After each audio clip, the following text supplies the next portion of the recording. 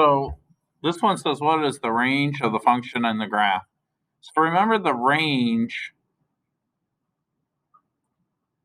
represents all the possible y values. So when you look at the graph, I notice that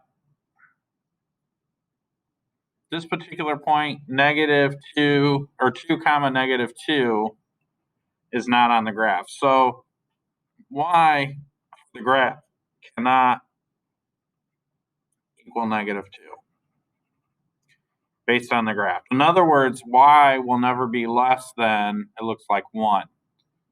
So for quadratics, that's why this is called the vertex, right? This is the minimum y value, okay? And that is 0 comma 1.